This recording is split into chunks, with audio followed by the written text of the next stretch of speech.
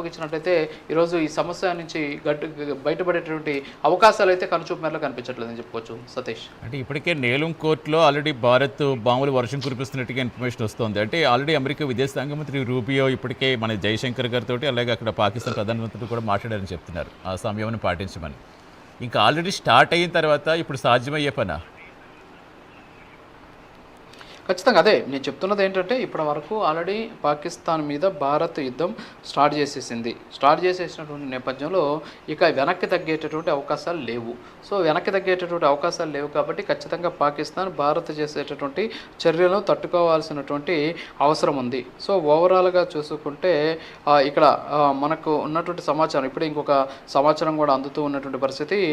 పాకిస్తాన్ ఇప్పటికే ఒక ప్రకటన కూడా చేసినట్టు తెలుస్తోంది. ఎస్పెషల్లీ పాకిస్తాన్కి సంబంధించి గవర్నమెంట్ ఒక స్టేట్మెంట్ కూడా ఇచ్చింది. ఏదైతే అటాక్స్కి సంబంధించి పాకిస్తాన్ డ్రోన్ అటాక్స్ పఠాన్కోట్, అలాగే జైసల్మీర్, అలాగే శ్రీనగర్కి సంబంధించినటువంటి ప్రాంతాల్లో చేశాము. ఇది వచ్చేసి పాకిస్తాన్ టెర్రరిస్ట్ ప్రాంతాలకు కొంచెం దూరంగా ఉంది. మేము స్వామ్ డ్రోన్ అటాక్స్ చేశాము అని చెప్పేసి వాళ్ళు ఏదో ప్రకటించినట్టు కూడా తెలుస్తోంది. అంతేకాకుండా minister of defence, government of India వాళ్ళు కూడా ఒక ప్రకటన కూడా చేసినటువంటి పరిస్థితి. జమ్మూ అలాగే పఠాన్కోట్, ఉదంపూర్ టార్గెట్గా పాకిస్తాన్కి సంబంధించినటువంటి డ్రోన్లు, మిసైల్స్ వచ్చి ఇక్కడ దాడులు చేశాయి. సో వెంటనే వాటిని మేము ఎస్ఓపిఎస్ సిస్టమ్ని యాక్టివేట్ చేసి మొత్తం కూడా ఎలాంటి ఇబ్బందులు లేకుండా, అంటే నో క్యాజువాలిటీస్, అంటే ఎలాంటి మరణాలు లేవు, అలాగే నో మెటీరియల్ లాసెస్, అంటే ఎలాంటి ఆస్తి నష్టం కూడా లేకుండానే దీన్ని క్లోజ్ చేసాము అని చెప్పేసి కూడా భారత్ చాలా సగర్వంగా ఇప్పుడు ప్రకటించినటువంటి పరిస్థితి. సో ఓవరాల్గా చూస్తే మాత్రం మనం పాకిస్తాన్కి సంబంధించినటువంటి ఏదైతే ఈ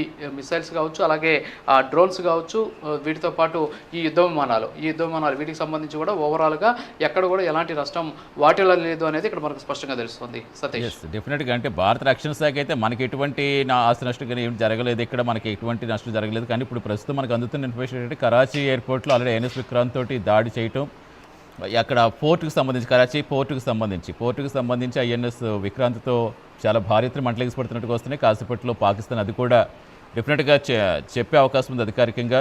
సో ఓవరాల్గా అసలు ఇప్పుడు ఇదంతా మనం అసలు ఏ విధంగా చూడాలనేది ఇప్పుడు కేవలం అక్కడ ఏదైతే సిస్టమ్ ఉందో ఆ సిస్టమ్ మొత్తం ధ్వంసం చేసే విధంగా భారత్ ముందుకెళ్తుంది అనుకోవచ్చు.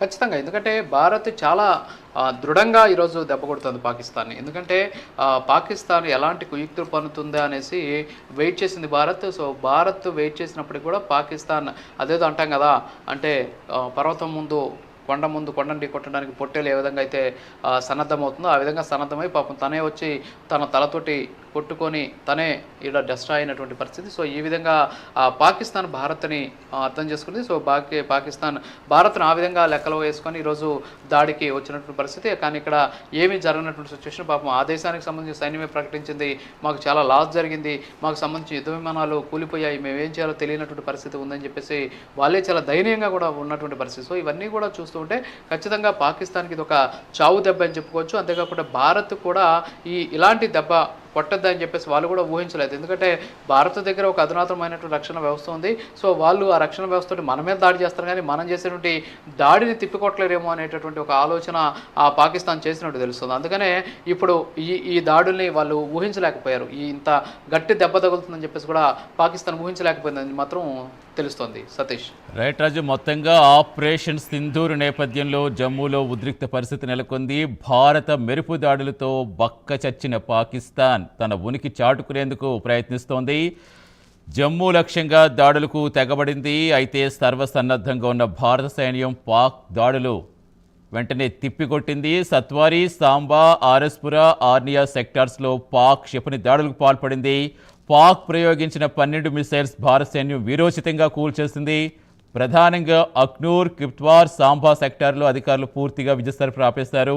జమ్మూ జిల్లా వ్యాప్తంగా సైరన్లు మోగించి ప్రజలను అలర్ట్ చేశారు. వారంతెలలో ఉండాలని సైన్యం హెచ్చరికలు జారీ చేసింది. సరిహద్దు రాష్ట్రాల్లో పలు నగరాల్లో బ్లాక్అవుట్ పాటించారు.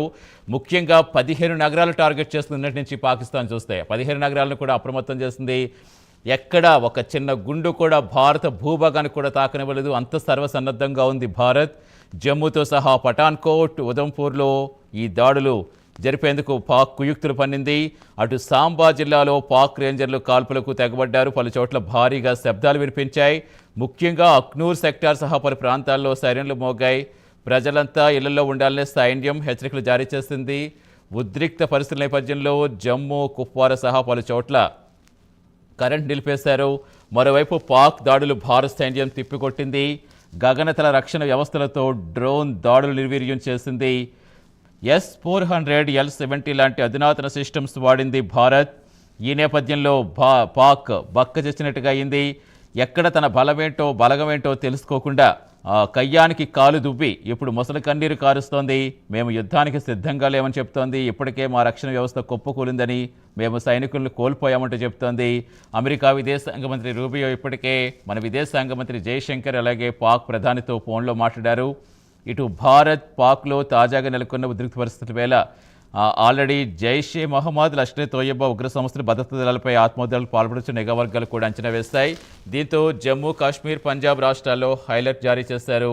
ఆయా రాష్ట్రాల్లో ఆలయాలు, నీటి ప్రాజెక్టులు కూడా అప్రమత్తం చేశారు. ఇక పంజాబ్లో గురుదాస్పూర్ జిల్లాలో విద్యుత్ నిలిపేయాలని కేంద్ర ప్రభుత్వంతో రాష్ట్ర ప్రభుత్వం కూడా ఆదేశాలు ఇచ్చిన విషయం తెలిసిందే. గురుదాస్పూర్ జిల్లా వ్యాప్తంగా రేపు ఉదయం 5 గంటల వరకు పూర్తిగా కరెంట్ నిలిపేయాలని, అయితే హాస్పిటల్స్, సెంట్రల్ జైళ్లకు వీటి నుంచి మినహాయింపు ఉండాలని చెప్పింది. అయినప్పుడు నిర్దేశించిన సమయంలో మొత్తం ఖచ్చితంగా కిటికీలతో సహా మూసే ఉంచాలని, అత్యవసర పరిస్థితి ఎదుర్కోవడంలో భాగంగా ఈ చర్యలు తీసుకుంది.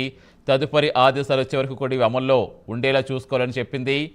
మొత్తానికి పాకిస్తాన్ ప్రయోగించిన ఏదైతే అన్ని వ్యూహాలని చాలా వీరోచితంగా పోరాడింది భారత సైన్యం. ప్రతి నిమిషం, ప్రతి సెకండ్ అలర్ట్గా ఉండి ఇక్కడ ఎటువంటి నష్టం జరగకుండా ఇప్పటికే రక్షణ శాఖ ప్రకటించింది. భారత్లో ఎలాంటి నష్టం లేదని రక్షణ శాఖ ప్రకటించింది. ప్రతి మిస్సైల్ని చాలా ఎదుర్కొన్నామని చెప్పింది. ఇప్పటికే 5 వాళ్ళ F-17 కావచ్చు, F-16 మొత్తం 5 విమానాలు కూల్చేశారు. ఒక పైలట్ని అదుపులోకి తీసుకున్నారు. సో ఈ నేపథ్యంలో మొత్తానికి ఆత్మాహుతి డ్రోన్లతో పాక్ దాడికి ఎత్తించడంతో ఉద్రిక్త పరిస్థితి ఏర్పడింది. ముఖ్యంగా పఠాన్కోట్, ఉదంపూర్, జైసల్మేర్ లక్ష్యంగా దాడులకు పాక్ యత్నించింది. పాక్ మిస్సైలు, డ్రోన్లు భారత రక్షణ వ్యవస్థ నిర్వీర్యం చేసింది. F-17 లాంటి యుద్ధ విమానాలను పూర్తిగా నిర్వీర్యం చేసింది. మొత్తం తాజా పరిణామాలన్నీ మోదీ నిశ్చితంగా పరిశీలిస్తున్నారు. త్రివిధ దళాధిపతులు నిరంతరం సమీక్షిస్తున్నారు. ప్రస్తుత పరిస్థితి మొత్తం అజిత్ దోవాల్ ప్రధానికి వివరిస్తున్నారు. సరిహద్దు రాష్ట్రాల సీఎంలతో ప్రధాని మోదీ మొత్తం మాట్లాడి వాళ్ళకి ధైర్యం చెప్పే ప్రయత్నం చేస్తున్నారు. ఏదైతే సరిహద్దు ప్రాంతం ఉన్నాయో పంజాబ్, గుజరాత్, రాజస్థాన్ అలాగే జమ్మూ కాశ్మీర్ సరిహద్దు ప్రాంతాల వెంబడి ఏదైతే ప్రధాన నగరాలు ఉన్నాయో అన్ని నగరాల ప్రజలను అలర్ట్ చేస్తోంది, సైరన్లు మోగిస్తోంది. అందరూ జాగ్రత్తగా ఉండాలని కూడా ముందర హెచ్చరికలు జారీ చేస్తుంది. సరిహద్దు రాష్ట్రాల వెంబడి పూర్తి స్థాయిలో భద్రత పెంచింది. ప్రతి నిమిషం, ప్రతి సెకండ్ అలర్ట్గా ఉంటూ పాక్ పన్నుతున్న కుయుక్తులకు ధీటుగా భారత సైన్యం సమాధానమిస్తోంది. ఇప్పటికే కరాచీ పోర్టుపై NS విక్రాంత్ కాల్పులు జరిపింది. అక్కడ మంటలు కూడా చెలరేగుతున్నట్టు తెలుస్తోంది. కాసేపట్లో కార్యక్రమం ప్రకటించే అవకాశం ఉంది. అటు Pak air warning system Indian army ధ్వంసం చేసింది. రాజౌరి సెక్టార్లో కూడా భీకర కాల్పులు జరుగుతున్నాయి. మొత్తంగా యుద్ధం స్టార్ట్ అయిందా అనేది వస్తుంది. ఆపరేషన్ సింధూర్ కంటిన్యూ అవుతోంది. పాకిస్తాన్ ఇప్పటికే రాజ్నాథ్ సింగ్ హెచ్చరికలు జారీ చేసిన విషయం తెలిసిందే. ఏ మాత్రం దుశ్చర్యలకు పాల్పడ్డా ఇక సహించేది లేదు, ధీటుగా సమాధానం చెప్తామన్న కాసేపటికే పాకిస్తాన్ ఇలా కవ్వింపు చర్యలకు దిగడంతో ఇమీడియట్గా భారత సైన్యం అలర్ట్ అయ్యింది. పాకిస్తాన్ ధీటుగా ఎదుర్కొంటోంది.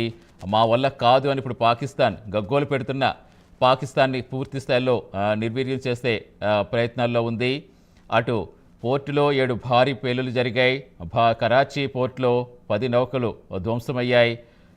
పోర్ట్రాన్ అణు కేంద్రానికి 8 కిలోమీటర్ల దూరంలోని లాఠీ గ్రామంపై పాకిస్తాన్ దాడులు చేసింది. ధీటుగా భారత సైన్యం తిప్పికొడుతోంది. INS విక్రాంత్ నుంచి డ్రోన్లతో పోర్టులో 7 భారీ పేలులు జరుగుతూ అక్కడ భారీగా మంటలు ఎగిసిపడుతున్నాయి. పోర్టును ధ్వంసం చేసే విధంగా జరుగుతోంది. జైసల్మేర్లో సైరన్లు మోగుతున్నాయి. అక్కడి ప్రజలంతా ఇళ్ల నుంచి బయటికి రావద్దంటూ ఇప్పటికే అధికారులు జారీ చేశారు. మొత్తానికి భారత్ అదుపులో పాకిస్తాన్ పైలట్ ఉన్నారు.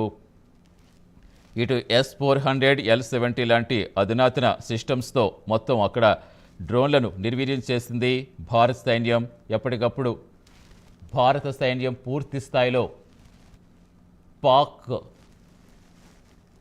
పాక్ కుయుక్తులను పూర్తి స్థాయిలో తిప్పికొడుతోంది.